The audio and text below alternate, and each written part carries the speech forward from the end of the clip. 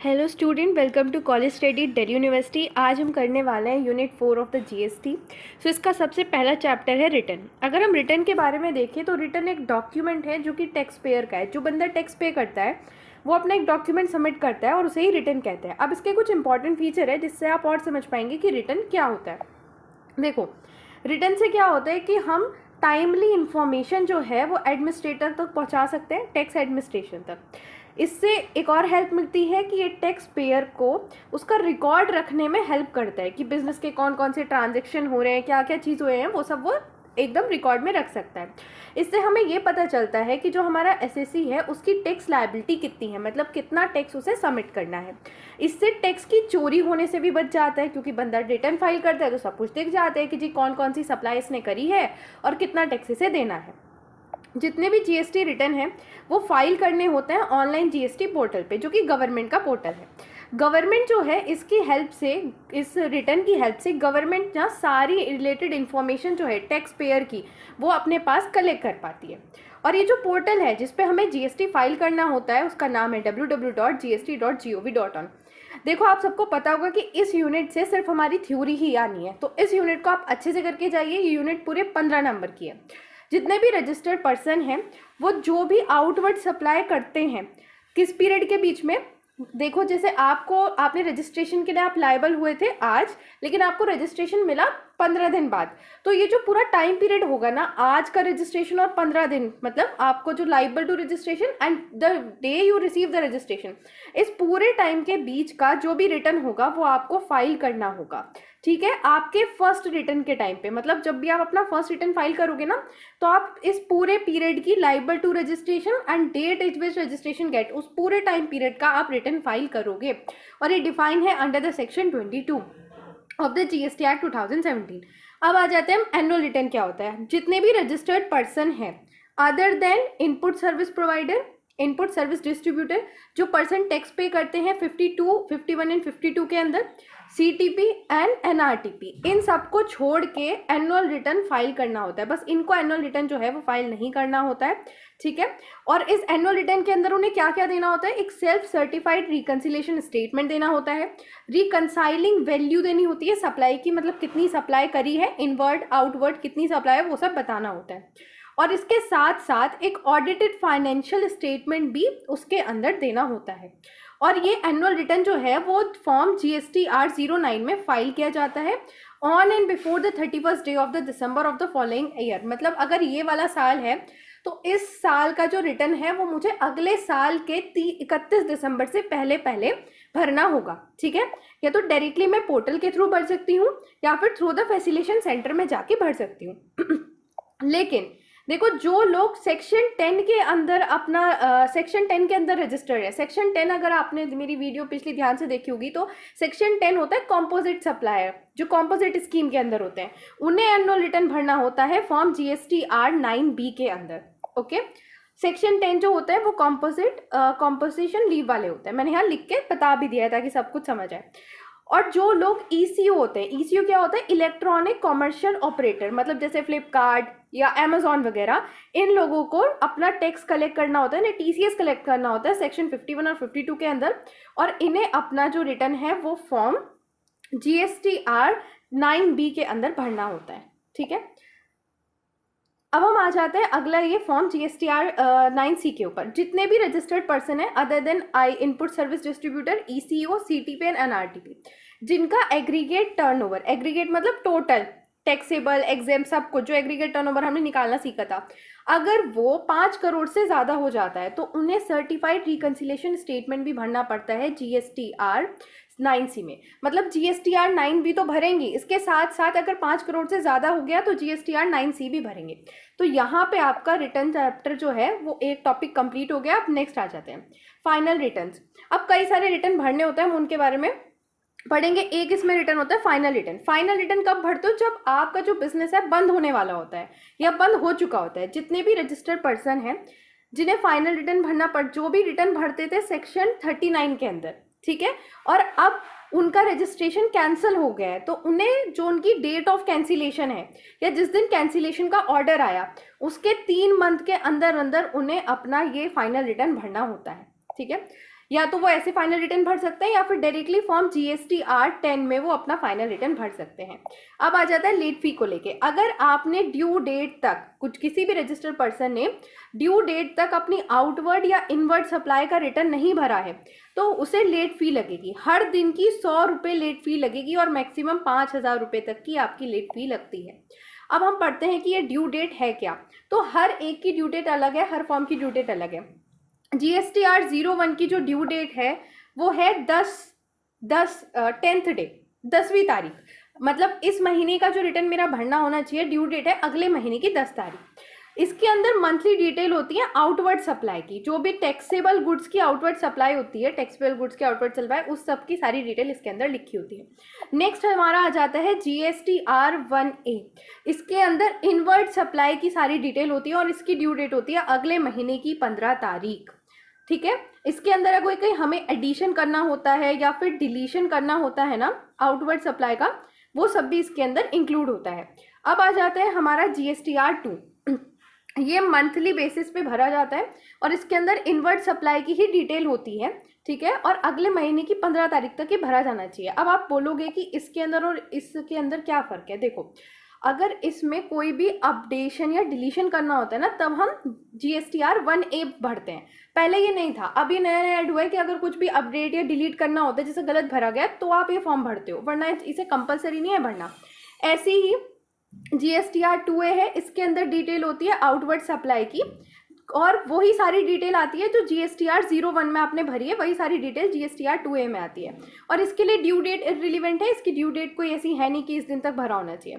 Then GSTR 3, इसके अंदर monthly return आता है, मतलब इनवर्ड आउटवर्ड दोनों की डिटेल आती है। अभी तक आपकी अलग अलग आ रही थी, अब इसमें टोटल इनवर्ड आउटवर्ड सबकी डिटेल आएगी और इसकी ड्यू डेट है 20th day of the next month, अगले महीने की 20 तारीख। ठीक है, देन GSTR 4 वो लोग भरते हैं जो कंपोजिशन सप्लाई के अंडर होते हैं और इसकी ड्यू डेट होती है अगले महीने की 13 तारीख तक।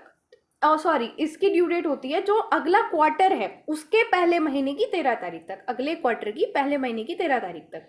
अब आ जाते हैं GSTR, ये भी मंथली रिटर्न होता है और ये NRTPs को भरना होता है। इसकी ड्यू डेट होती है 20th of the month succeeding tax period, मतलब अगले महीने की 20 तारीख तक, या फिर अगर आपका रजिस्ट्रेशन ही एक्सपायर हो रहा है तो आपका रजिस्ट्रेशन एक्सपायर होने के 7 दिन के अंदर अंदर आपको ये भरना होता है। देन GSTR 6 जो है वो इनपुट सर्विस डिस्ट्रीब्यूटर भरते हैं और इसकी जो डेट है वो है ड्यू डेट 13 दिन, मतलब जो महीना एंड हुआ उसके अगले महीने की 13 दिन तक। देन आ जाता है GSTR 7। देखो, GSTR 7 वो लोग भरते हैं जो सेक्शन 51 के अंदर टैक्स कलेक्ट करते हैं और इसकी ड्यू डेट है, लिखा तो मैंने, ये नोट्स तो मेरी है, कि अगले महीने की जो 10वीं तारीख है तब तक आपको भरना होता है। देन आ जाते हैं GSTR 8। मेरे को पता है आपको ये बहुत लग रहा होगा, इतने सारे रिटर्न हैं। देखो, इन रिटर्न में से किसी एक का भी पूछा जा सकता है, तो आप समझ के चले जाना, वरना ऐसा भी आ सकता है कि रिटर्न्स के बारे में बता दो तो आप कम से कम 5 या 6 के बारे में लिख कर आ जाना। GSTR 8 जो है वो ई-कॉमर्स ऑपरेटर, फ्लिपकार्ट, ओला, ये अमेजोन वगैरह वाले भरते हैं और इनकी डेट क्या है कि अगले महीने की 10वीं तारीख तक इनकी डेट होती है। और अगर आप लेट फीस मतलब रिटर्न नहीं भरते तो आप पे लेट फी लगती है और पर डे की 100 रुपये लेट फी लगती है, मैक्सिमम 10,000 तक लेट फी लग सकती है। GSTR 09 जो है वो एनुअल रिटर्न है, अभी हमने ऊपर भी पढ़ा था इसे, एनुअल रिटर्न है और ये अगले साल के 31 दिसंबर तक आपको इसे भरना होता है। GSTR 09 जो होता है ना, वो भी एनुअल रिटर्न है, लेकिन ये नॉर्मल स्कीम वाले नहीं बल्कि कॉम्पोजिट स्कीम वाले भरते हैं और इसकी ड्यू डेट भी सेम ही है जो ऊपर वाले की है। GSTR 09B जो है वो ECO, इलेक्ट्रॉनिक कॉमर्स ऑपरेटर वाले, जैसे फ्लिपकार्ट, अमेजोन वालों को ये भरनी होती है जो कि टैक्स कलेक्ट करते हैं सेक्शन 52 के अंदर, और इनकी ड्यू डेट भी सेम है, सबकी ड्यू डेट सेम है। देन आ जाता है GSTR 0C9। ये उन रजिस्टर्ड पर्सन को भरना पड़ता है जिनका टर्नओवर 5 करोड़ से ज़्यादा हो जाता है किसी भी फाइनेंशियल ईयर में, और इसकी ड्यू डेट भी सेम ही है। अब आ जाते हैं GSTR 10। GSTR 10 उनके लिए होता है जिनका या तो रजिस्ट्रेशन कैंसिल हो गया है या तो उन्होंने फिर खुद ही कैंसिल करवा लिया है, और ये विद इन 3 मंथ, जिस दिन आपका रजिस्ट्रेशन कैंसिल हुआ है उसके 3 मंथ के अंदर अंदर आप इन्हें ये भरना होता है। ठीक है, अब नेक्स्ट चैप्टर आपका आ जाता है टैक्स इनवॉइस ऑफ GST। ये बहुत ही इंपॉर्टेंट चैप्टर है, इसे अच्छे से देखना, वो तो सारे रिटर्न ही थे, अब टैक्स इनवॉइस आपका नेक्स्ट चैप्टर है। देखो, जीएसटी के अंदर टैक्स इनवॉइस जो है वो हमारा सेक्शन वो हमारा CGST एक्ट 2017 में डिफाइन किया हुआ है। टैक्स इनवॉइस जो है वो इशू करा जाता है किसी भी रजिस्टर्ड पर्सन के द्वारा अगर वो टैक्सेबल गुड्स या सर्विसेज की सप्लाई करता है। लेकिन जो कॉम्पोजिट स्कीम वाले हैं वो टैक्स इनवॉइस इशू नहीं करते हैं, ठीक है। टैक्स इनवॉइस का कोई फॉर्मेट जो है वो डिफाइन नहीं है, बट रूल 46 के अकॉर्डिंग कुछ पर्टिकुलर्स होने ज़रूरी हैं टैक्स इनवॉइस में, और वो कौन कौन से हैं। सबसे पहला आ जाता है आपका name, address of GSTN end of the supplier. एक कॉन्सिक्वेंट सीरीज का सीरियल नंबर है 16 डिजिट का, उसमें एक ये नंबर प्रोवाइड होता है, ये होना ज़रूरी है। और इसके साथ साथ आपने किस दिन इशू करा है, ड्यू डेट ऑफ इनवॉइस वो होना चाहिए। अगर आपका रिसिपेंट रजिस्टर्ड है तो उसका एड्रेस, उसका नेम, उसका GSTN होना चाहिए। अगर रिसिपेंट अनरजिस्टर्ड है तो उसका नेम और एड्रेस होना चाहिए, और अलॉन्ग विथ स्टेट कोड, किस स्टेट में वो है। इसके साथ साथ HSN क्या है, हार्मोनाइज सिस्टम ऑफ नॉमेनक्लेचर।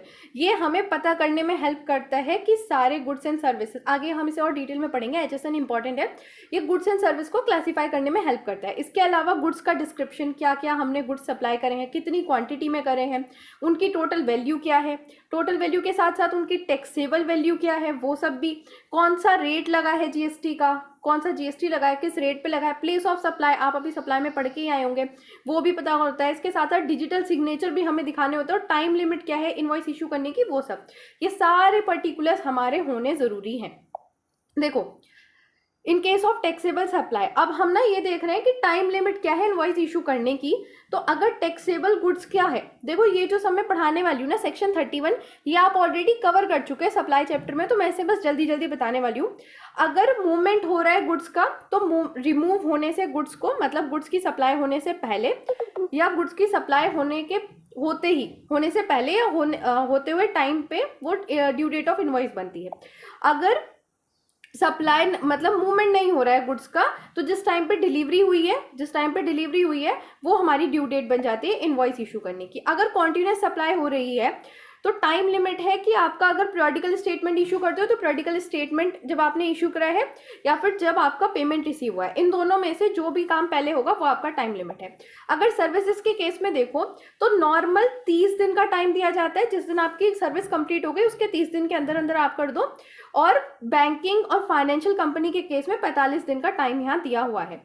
अगर कॉन्टिन्यूस सप्लाई है, कॉन्टिन्यूस सप्लाई के केसेस में अगर हमने पहली पेमेंट की डेट जो है वो फिक्स कर रखी है, तो जो पेमेंट की डेट फिक्स है वही हमारी ड्यू डेट है। और अगर पेमेंट की डेट फिक्स नहीं है तो जिस दिन हमारा पेमेंट मिला है, अगर पेमेंट की डेट फिक्स नहीं है तो जिस दिन हमारा पेमेंट मिला है वही हमारा इनवॉइस इशू करने का ड्यू डेट है। अगर पेमेंट हमारा किसी इवेंट से लिंक है कि कोई एक इवेंट कंप्लीट होना चाहिए, उस चीज़ से लिंक है, तो जिस दिन वो इवेंट कंप्लीट हो जाएगा वही हमारी ड्यू डेट बन जाएगी।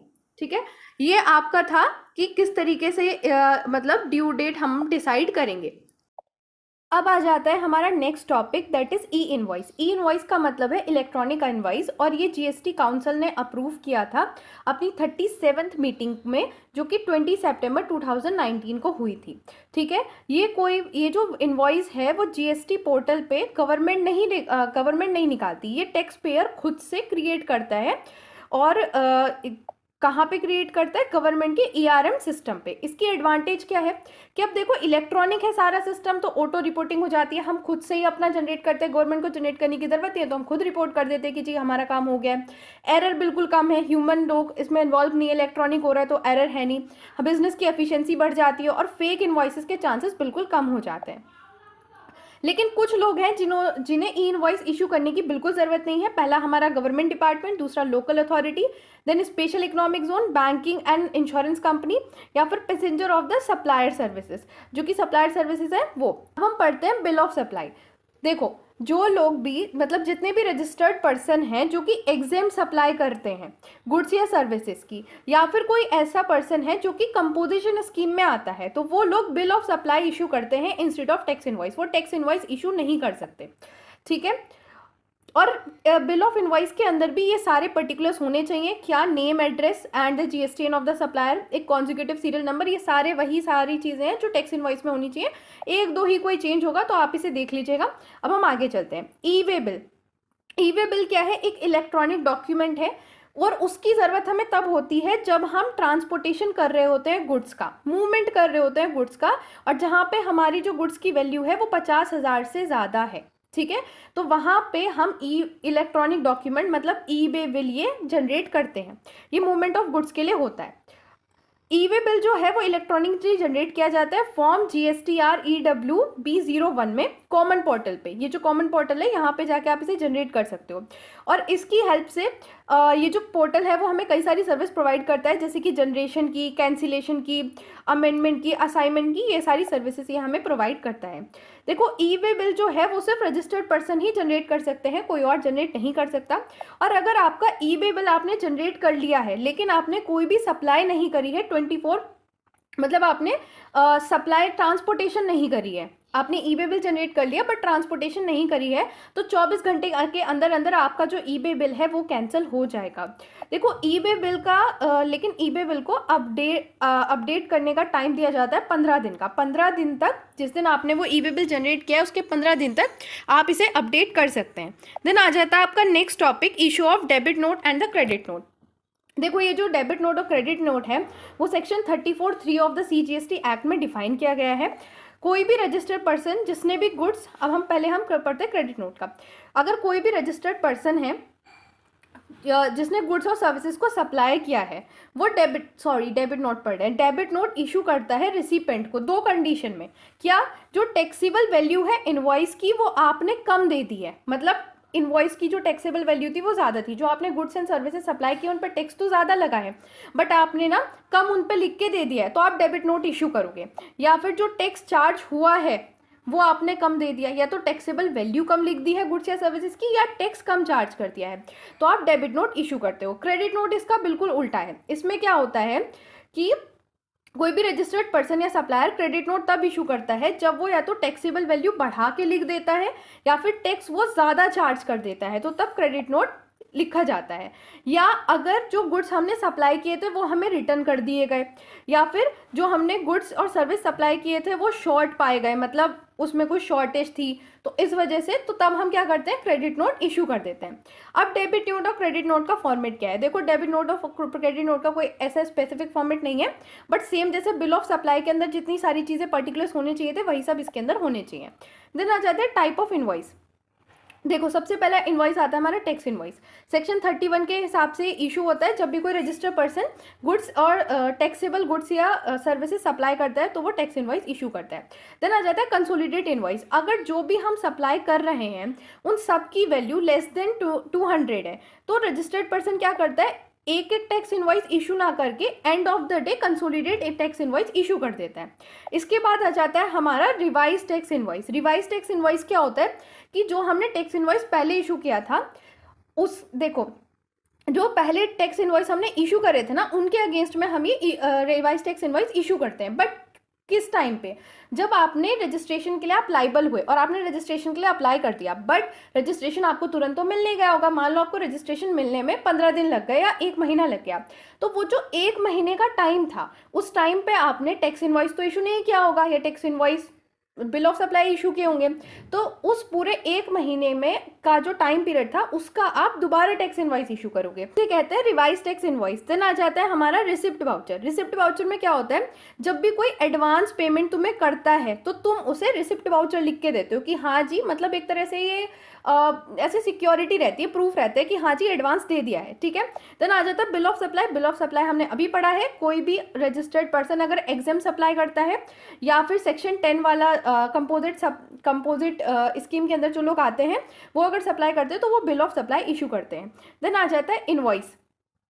देखो रिवर्स चार्ज मैकेनिज्म के अंदर इसको इशू किया जाता है। Then payment voucher. Payment voucher में क्या होता है कि रिवर्स चार्ज मैकेनिज्म के केस में जो भी रिसिपेंट है जब वो गुड्स और सर्विसेज रिसीव कर लेता है तो वो पेमेंट वाउचर इशू करता है कि मैंने आपको पेमेंट कर दी, मतलब मैं रिसीवर हूँ, आप सप्लायर हो, आपने मुझे गुड्स सप्लाई किया और मैं रिवर्स चार्ज मैकेनिज्म में आ रही हूँ तो मुझे टैक्स पे करना है, तो मैं आपको एक पेमेंट, आपको जब मैं पेमेंट करूँगी ना गुड्स और सर्विसेज का, तो मैं पेमेंट वाउचर इशू कर दूंगी एज एन अप्रूव। देन आ जाता है रिफंड वाउचर। मान लो आप मुझे एडवांस देके चले गए थे, बाद में क्या हुआ कि आपको मतलब आपने गुड्स वगैरह लेने से मना कर दी, तो मैंने सोचा अब आपका क्या मैं रिफंड वो एडवांस रखूँ, तो मैंने आपको उसे वापस किया। तो मैं वापस वो करूँगी रिफंड वाउचर में, और मैं लिख के दे दूँगी कि हाँ जी मैंने आपके जो पैसे थे ना जो आपने मुझे रिसिप्ट वाउचर में दिए थे वो मैं आपको वापस कर रही हूँ। देन आ जाता है HSN कोड। ये क्या होता है? Harmonise system of nomenclature. ये 6 डिजिट का यूनिफॉर्म कोड होता है जो लीगल और लॉजिकल ऑर्डर में अरेंज होता है। ये एक बहुत अच्छा सिस्टम है, वेल डिफाइंड सिस्टम है, जिसकी वजह से हम गुड्स का क्लासिफिकेशन कर पाते हैं। और मोर देन 5000 गुड्स का ये वर्ल्ड वाइड क्लासिफिकेशन करता है। ये वर्ल्ड कस्टम ऑर्गेनाइजेशन ने डेवलप किया था, 1988 में ये आया था। और इसका मेन पर्पस यही है कि ये जो गुड्स हैं उन सबको ढंग से क्लासीफाई कर सके एक सिस्टमेटिक और लॉजिकल मैनर में। देन आ जाता है एंटी प्रॉफिटेरिंग मेजर्स।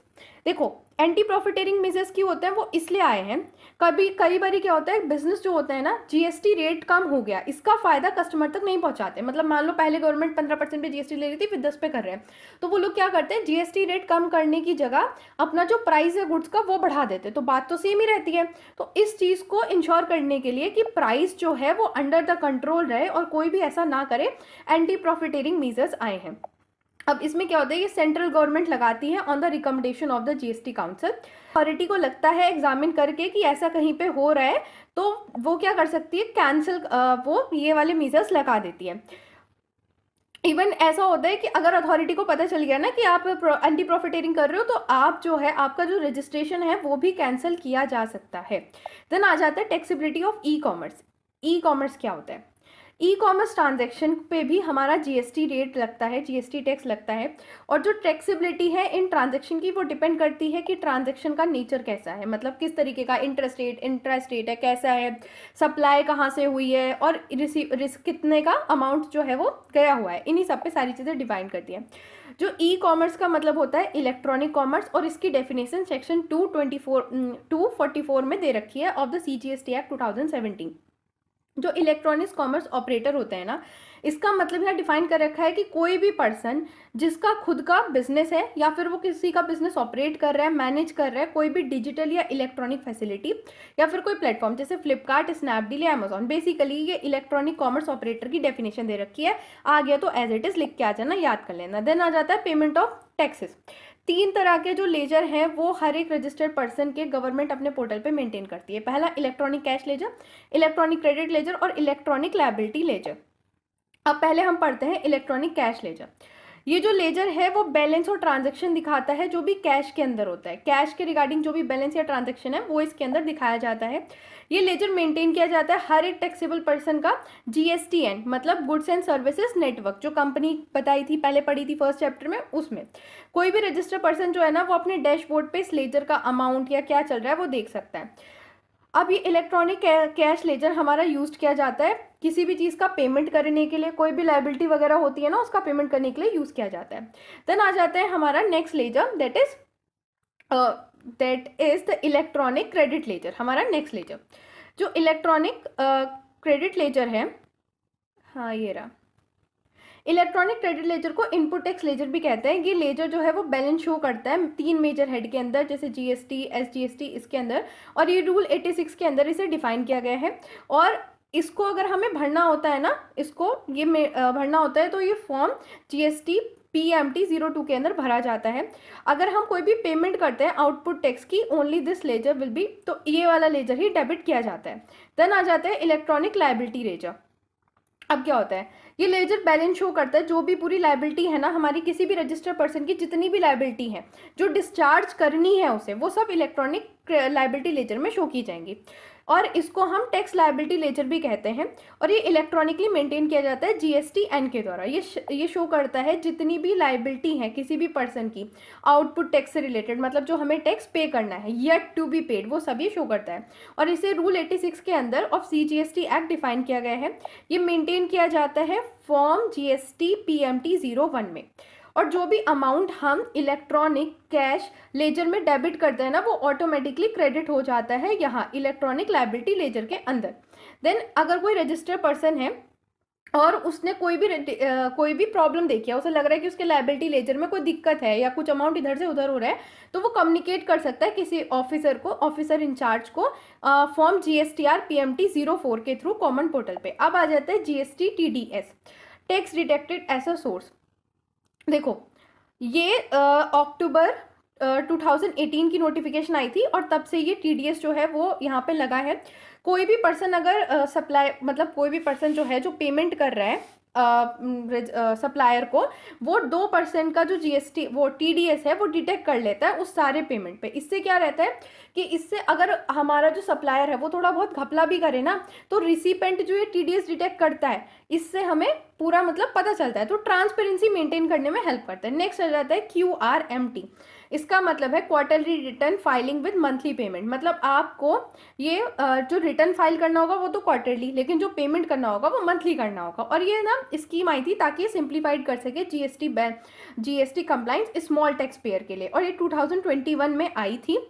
ये अलाउ करती है बिजनेसमैन को कि वो GSTR 3B जो है उसका रिटर्न तो क्वार्टरली फाइल कर दे, लेकिन जो पेमेंट है वो मंथली कर सके। तो जो टैक्स जिनका भी टैक्स पे जितने भी टैक्स पेयर हैं जिनका एनुअल टर्नओवर 5 करोड़ से कम है या 5 करोड़ तक है, वो ही इस स्कीम को अडॉप्ट कर सकते हैं, मतलब उसे ले सकते हैं। ठीक है। अब इस स्कीम का एम क्या था कि ये जो कंप्लाइंस बर्डन है वो कम कर दे, ताकि जो लोग हैं अगर वो क्वार्टरली रिटर्न फाइल कर रहे हैं तो उन पर बर्डन कम हो जाएगा, वरना मंथली रिटर्न में तो हर बारी एकदम महीना आ जाता है घूम के जी रिटर्न फाइल करो। और इससे क्या होता है कि कंप्लाइंस अगर बर्डन कम रहता है ना, तो लोग टैक्स पे करने में हिचकिचाते भी नहीं है। ठीक है। लेकिन अगर आपका टर्नओवर 5 करोड़ से एक्सीड हो जाता है तो आप फिर इस स्कीम के अंदर नहीं रह सकते हो। इसी के साथ आपकी यूनिट 4 कंप्लीट हो जाती है। अगर आप चाहते हो कि मैं सेकंड यूनिट और बाकी यूनिट्स के न्यूमेरिकल लेकर आऊँ, तो आप मेरे को कमेंट सेक्शन में बता देना। बाकी आप हमारा टेलीग्राम चैनल ज्वाइन कर लेना और वीडियो को लाइक करो, चैनल को सब्सक्राइब करो। Thanks for watching.